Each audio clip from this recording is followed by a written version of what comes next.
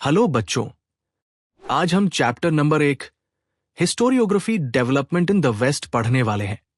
अगर आप इस चैनल पर नए हैं तो सब्सक्राइब करें ताकि कोई भी अपडेट मिस ना हो। पूरी प्लेलिस्ट की लिंक आपको डिस्क्रिप्शन बॉक्स में मिल जाएगी। तो चलिए शुरू करते हैं।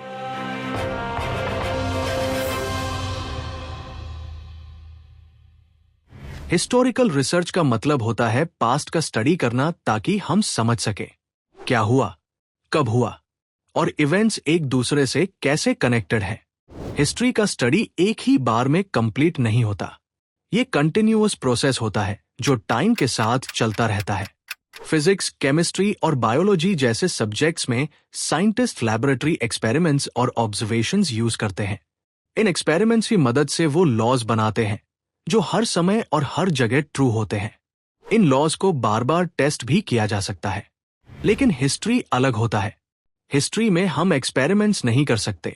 हम पास्ट में प्रेजेंट नहीं हो सकते। पास्ट इवेंट्स को दोबारा रिपीट या रिक्रिएट नहीं किया जा सकता। इसलिए हिस्ट्री में ऐसे यूनिवर्सल लॉज नहीं बन सकते जो हर टाइम और हर जगह अप्लाई हो जाए। हिस्ट्री पढ़ने के लिए हम हिस्टोरिकल सोर्सेज पर डिपेंड करते हैं, जैसे डॉक्यूमेंट्स, इंस्क्रिप्शंस, कॉइन्स, रिकॉर्ड्स।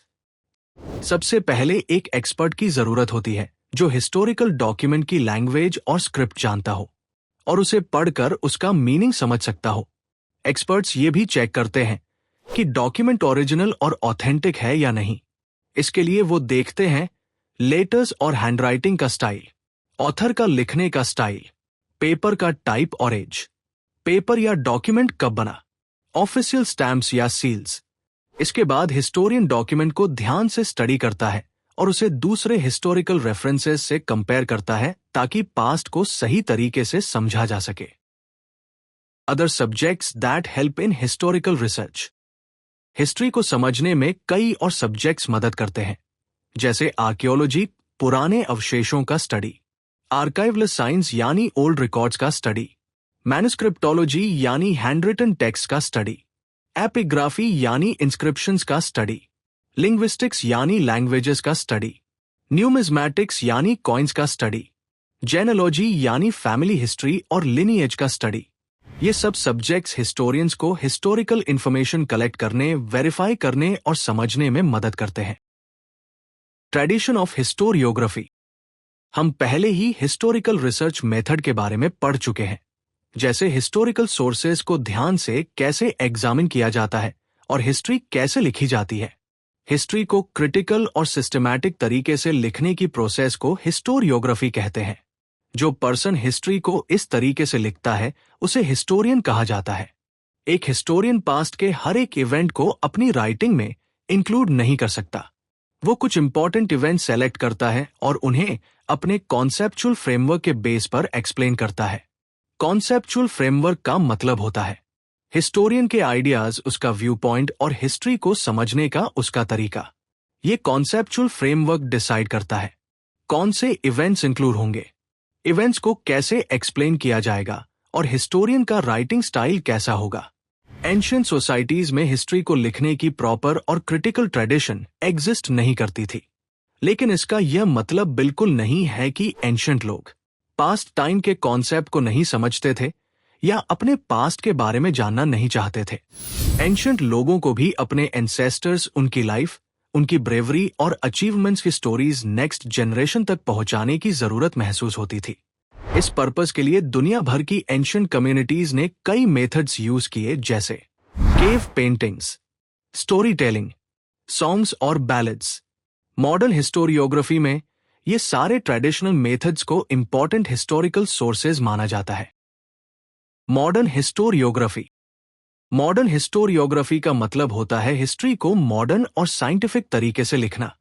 इसकी 4 मेन कैरेक्टरिस्टिक्स होती हैं। 1. Scientific method. Modern historiography scientific principles follow करती है। इसमें पास्ट के बारे में इंपॉर्टेंट और रेलेवेंट क्वेश्चंस पूछे जाते हैं और उनके आंसर लॉजिकली ढूंढे जाते हैं। 2. Anthropocentric, human centred. इस अप्रोच में क्वेश्चंस ह्यूमन बीइंग्स और उनके एक्शंस के बारे में होते हैं जो किसी पर्टिकुलर पीरियड में एंशिएंट सोसाइटीज में हुए। हिस्ट्री सिर्फ ह्यूमन डीड्स पर फोकस करती है। ह्यूमन एक्शंस को डिवाइन या सुपरनैचुरल पावर्स से कनेक्ट नहीं किया जाता। 3. Based on reliable evidence. Historical questions के आंसर रिलायबल और ट्रस्टवर्थी एविडेंस पर बेस होते हैं, जैसे डॉक्यूमेंट्स, इंस्क्रिप्शंस और दूसरे हिस्टोरिकल सोर्सेज। सिर्फ इमेजिनेशन या स्टोरीज पर हिस्ट्री नहीं लिखी जाती। 4. Shows the journey of Mankind. History human society के डेवलपमेंट और प्रोग्रेस को दिखाती है। पास्ट में लोगों ने क्या एक्शंस किए, उनके थ्रू ये बताया जाता है कि मानव जाति टाइम के साथ कैसे आगे बढ़ा। मॉडर्न हिस्टोरियोग्राफी की ये सारी फीचर्स की roots ancient Greek historical writings में मिलती है। हिस्ट्री शब्द ग्रीक लैंग्वेज से आया है। ग्रीक हिस्टोरियन हेरोडोटस, जो 5th सेंचुरी BCE में रहते थे, पहले हिस्टोरियन थे जिन्होंने अपनी बुक द हिस्टोरीज के लिए वर्ड हिस्ट्री यूज किया। इसलिए उन्हें फादर ऑफ हिस्ट्री कहा जाता है। Do you know? Historical events को रिकॉर्ड करने की सबसे पुरानी ट्रेडिशन हमें मेसोपोटामिया की सुमेरियन सिविलाइजेशन में मिलती है। पिक्चर में अर्लीस्ट इंस्क्रिप्शंस का एक फ्रैगमेंट दिखाया गया है। इसमें सोल्जर को आगे मार्च करते हुए दिखाया गया है, जिनके हाथ में शील्ड्स और स्पीयर्स है, और उनका जनरल सबसे आगे है। ऐसी इंस्क्रिप्शंस पर सुमेरियन किंग्स के नाम और उनके द्वारा लड़े गए बैटल्स रिकॉर्ड किए जाते थे। यहां दिखाई गई इंस्क्रिप्शन 4500 BCE की है। इसमें 2 किंगडम्स के बीच हुई एक बैटल का रिकॉर्ड है। ये इंस्क्रिप्शन आज फ्रांस के लूवर म्यूजियम में प्रिजर्व्ड है। Development of scientific perspective in Europe and historiography. 18वीं शताब्दी तक यूरोप ने फिलॉसफी और साइंस में काफी ज्यादा प्रोग्रेस कर ली थी। इस टाइम तक स्कॉलर्स ये मानने लगे थे कि सोशल और हिस्टोरिकल ट्रूथ्स को भी साइंटिफिक मेथड्स यूज करके स्टडी किया जा सकता है। इस सोच की वजह से फिलोसॉफिकल डिस्कशन का फोकस धीरे धीरे हिस्ट्री और हिस्टोरियोग्राफी में ऑब्जेक्टिविटी पर आने लगा। ऑब्जेक्टिविटी का मतलब होता है हिस्ट्री को न्यूट्रल और अनबायस्ड तरीके से पढ़ना, फैक्ट्स पर फोकस करना, पर्सनल बिलीफ्स या रिलीजन्स इन्फ्लुएंस को साइड में रखना। 18वीं शताब्दी से पहले यूरोपियन यूनिवर्सिटीज मेनली डिवाइन या रिलीजन्स मैटर्स पर फिलोसॉफिकल डिस्कशन में इंटरेस्टेड होती थी। उस टाइम हिस्ट्री को एक इंडिपेंडेंट सब्जेक्ट के रूप में नहीं देखा जाता था, लेकिन धीरे धीरे ये सिचुएशन चेंज होने लगी। 1737 CE में जर्मनी में यूनिवर्सिटी ऑफ गॉटिंगेन एस्टैब्लिश हुई। यह यूरोप की पहली यूनिवर्सिटी थी जहां हिस्ट्री का इंडिपेंडेंट डिपार्टमेंट बनाया गया। इसके बाद जर्मनी की और भी यूनिवर्सिटीज हिस्टोरिकल स्टडीज के इंपॉर्टेंट सेंटर्स बन गई। इस डेवलपमेंट ने मॉडर्न और साइंटिफिक हिस्टोरियोग्राफी के ग्रोथ में काफी मदद की। Notable scholars. हिस्टोरियोग्राफी के डेवलपमेंट में कई स्कॉलर्स ने इंपॉर्टेंट कॉन्ट्रीब्यूशंस दिए हैं। नीचे कुछ इंपॉर्टेंट स्कॉलर्स और उनके आइडियाज एक्सप्लेन किए गए हैं। रेने डेस्कार्टिस 1596 से 1650। रेने डेस्कार्टिस उन पहले स्कॉलर्स में से एक थे जिन्होंने स्ट्रांगली बिलीव किया कि हिस्टोरिकल डॉक्यूमेंट्स को यूज करने से पहले उन्हें केयरफुली एग्जामिन करना बहुत जरूरी है, ताकि ये चेक हो सके कि वे रिलायबल हैं या नहीं। उनकी famous book discourse on the method में उन्होंने रिसर्च के कुछ रूल्स बताए। इनमें से एक रूल ने साइंटिफिक मेथड ऑफ रिसर्च पर काफी गहरा इंपैक्ट डाला। किसी भी बात को तब तक सच मत मानो जब तक उस पर सारे डाउट्स क्लियर न हो जाए। इस आइडिया ने हिस्टोरियंस को एनकरेज किया कि वे हिस्टोरिकल सोर्सेज को क्रिटिकली एग्जामिन करें, उन्हें ब्लाइंडली एक्सेप्ट ना करें। वोल्टेयर 1694 से 1778। वोल्टेयर एक फ्रेंच स्कॉलर थे। उनका ओरिजिनल नाम फ्रांसोआ मैरी अरॉय था। वोल्टेयर का मानना था कि हिस्ट्री लिखते टाइम सिर्फ इवेंट्स की डेट्स और सीक्वेंस, क्रोनोलॉजी और ऑब्जेक्टिव हिस्टोरिकल ट्रूथ की स्टडी नहीं करनी चाहिए, बल्कि ह्यूमन लाइफ के दूसरे एस्पेक्ट्स भी इंक्लूड करने चाहिए, जैसे social traditions, trade, economy, agriculture. उनके आइडियाज की वजह से ये बिलीफ डेवलप हुआ कि हिस्ट्री को ह्यूमन लाइफ के हर एस्पेक्ट का स्टडी करना चाहिए, सिर्फ पॉलिटिकल इवेंट्स का नहीं। इस ब्रॉड और मॉडर्न अप्रोच की वजह से वोल्टेयर को मॉडर्न हिस्टोरियोग्राफी का फाउंडर माना जाता है। जॉर्ज विल्हेम फ्रेडरिक हेगेल 1770 से 1831। हेगेल एक जर्मन फिलोसोफर थे। उनका मानना था कि हिस्टोरिकल रियलिटी को लॉजिकल तरीके से एक्सप्लेन किया जाना चाहिए। इवेंट्स का टाइमलाइन ह्यूमन प्रोग्रेस को दिखाता है। जैसे जैसे न्यू एविडेंस मिलता है वैसे वैसे हिस्ट्री लिखने का तरीका भी चेंज होता है। हेगेल के आइडियाज ने कई स्कॉलर्स को ये बिलीव करने पर मजबूर किया कि हिस्टोरिकल मेथड्स भी वैल्यूएबल होते हैं, चाहे वे नेचुरल साइंसेज के साइंटिफिक मेथड्स से डिफरेंट ही क्यों न हो। उनके लेक्चर्स और आर्टिकल्स को एक बुक में पब्लिश किया गया जिसका नाम है एनसाइक्लोपीडिया ऑफ फिलोसॉफिकल साइंसेज। उनकी एक और इंपॉर्टेंट बुक है reason in history.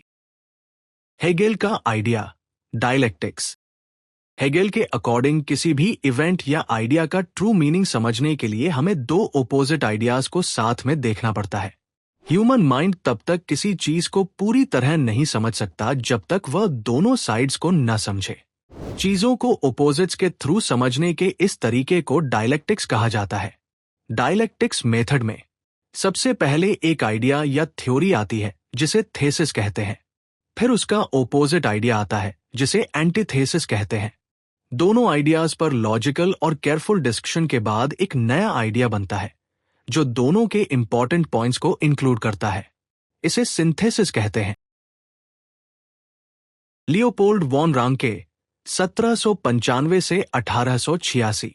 Leopold von रांके Berlin university के एक स्कॉलर थे। उनके आइडियाज ने 19वीं शताब्दी हिस्टोरियोग्राफी पर काफी स्ट्रॉन्ग इन्फ्लुएंस डाला। उन्होंने हिस्टोरिकल रिसर्च के क्रिटिकल मेथड को सपोर्ट किया, ओरिजिनल डॉक्यूमेंट्स को बहुत ज्यादा इंपॉर्टेंट माना, कहा कि किसी भी इवेंट से रिलेटेड सारे डॉक्यूमेंट्स को बहुत केयरफुली एग्जामिन करना चाहिए। ये बिलीव किया कि इस मेथड से हिस्टोरियंस ट्रू हिस्ट्री तक पहुंच सकते हैं। उन्होंने इमेजिनेटिव या फिक्शनल हिस्ट्री राइटिंग की स्ट्रांगली क्रिटिसिज्म किया। उनके आर्टिकल्स दो बुक्स में पब्लिश हुए, the theory and practice of history, the secret of world history. Karl Marx 1818 से 1883। 19वीं शताब्दी के सेकंड हाफ में कार्ल मार्क्स के आइडियाज पर बेस एक नया स्कूल ऑफ थॉट डेवलप हुआ। मार्क्स के अकॉर्डिंग हिस्ट्री अब्स्ट्रैक्ट आइडियाज के बारे में नहीं होती, हिस्ट्री रियल और लिविंग लोगों के बारे में होती है। उनका मानना था कि ह्यूमन रिलेशनशिप्स डिपेंड करते हैं बेसिक ह्यूमन नीड्स पर, मीन्स ऑफ प्रोडक्शन पर, जैसे टूल्स, लैंड, फैक्ट्रीज आदि। ये मीन्स ऑफ प्रोडक्शन सोसाइटी के सब लोगों के पास इक्वली अवेलेबल नहीं होते। इस इनइक्वालिटी की वजह से सोसाइटी अलग अलग क्लासेस में डिवाइड हो जाती है और क्लास स्ट्रगल स्टार्ट होता है। मार्क्स का मानना था कि ह्यूमन हिस्ट्री असल में क्लास स्ट्रगल की हिस्ट्री है। जो क्लास मीन्स ऑफ प्रोडक्शन को ओन करती है वो इकोनॉमिकली दूसरी क्लासेस का एक्सप्लॉयटेशन करती है। उनकी फेमस बुक दास कैपिटल दुनिया की सबसे ज्यादा रेफर्ड बुक्स में से एक है। एन्नाले स्कूल 20वीं शताब्दी के बिगिनिंग में फ्रांस में हिस्टोरियोग्राफी का एक नया स्कूल ऑफ थॉट डेवलप हुआ जिसे एन्नाले स्कूल कहा जाता है। इस स्कूल ने हिस्ट्री लिखने को एक नई डायरेक्शन दी। इससे पहले हिस्ट्री मेनली फोकस करती थी किंग्स और ग्रेट लीडर्स पर, पॉलिटिकल इवेंट्स पर, वॉर्स और डिप्लोमेसी पर। एन्नाले स्कूल ने एक्सप्लेन किया कि हिस्ट्री सिर्फ रूलर्स और पॉलिटिक्स तक लिमिटेड नहीं होती, हिस्ट्री में ये सब भी इंक्लूड होना चाहिए। क्लाइमेट, कॉमन लोग और उनकी डेली लाइफ, एग्रीकल्चर और trade, technology, means of communication, social division, collective psychology, यानी सोसाइटी के लोग कैसे सोचते हैं। एन्नाले स्कूल को फ्रेंच हिस्टोरियंस ने स्टार्ट किया और इसने हिस्ट्री का स्कोप काफी ज्यादा ब्रॉडेन कर दिया।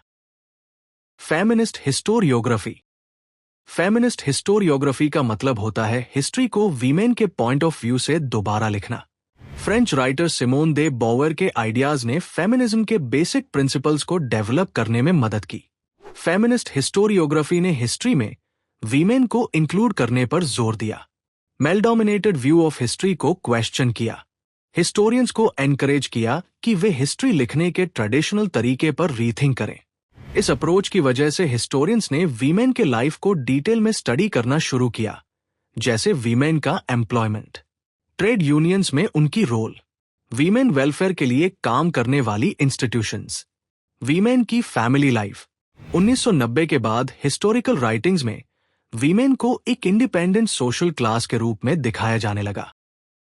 मिशेल फुको 1926 से 1984। मिशेल फूको एक 20वीं शताब्दी फ्रेंच हिस्टोरियन थे जिन्होंने हिस्टोरियोग्राफी में एक बिल्कुल नया आइडिया इंट्रोड्यूस किया। उनकी बुक आर्कियोलॉजी ऑफ नॉलेज में उन्होंने आर्ग्यू किया कि हिस्टोरिकल इवेंट्स को सिर्फ क्रोनोलॉजिकल ऑर्डर डेट वाइज में अरेंज करना सही अप्रोच नहीं है। उन्होंने ये भी बताया कि आर्कियोलॉजी का एम एक फाइनल या एब्सोल्यूट हिस्टोरिकल ट्रूथ ढूंढना नहीं होता। इसका फोकस हिस्ट्री में होने वाले चेंजेस और ट्रांजिशंस को एक्सप्लेन करना होता है। फूको का मानना था कि हिस्ट्री में ट्रांजिशंस को समझना ज्यादा इंपॉर्टेंट है। उन्होंने अपने मेथड को आर्कियोलॉजी ऑफ नॉलेज कहा। उन्होंने ऐसे टॉपिक्स पर भी स्टडी की जो पहले हिस्टोरियंस ने इग्नोर कर दिए थे, जैसे psychological disorders, medical science, prison administration. इन जैसे न्यू अप्रोचेस की वजह से हिस्टोरियोग्राफी का स्कोप और ज्यादा एक्सपैंड होता गया। इसका रिजल्ट ये हुआ कि हिस्ट्री अब कई नए सब्जेक्ट्स पर लिखी जाने लगी, जैसे लिटरेचर, आर्किटेक्चर, स्कल्पचर, ड्राइंग और painting, music, dance, drama, films और टेलीविजन। तो बच्चों, इसी के साथ ये चैप्टर यहीं समाप्त होता है। अगर आपको ये वीडियो समझ में आया और पसंद आया हो तो लाइक करना न भूलें। ऐसे ही बाकी चैप्टर्स के लिए चैनल को सब्सक्राइब करें और बेल आइकन दबाएं ताकि हर नया वीडियो आप तक सबसे पहले पहुंचे। मिलते हैं अगले वीडियो में।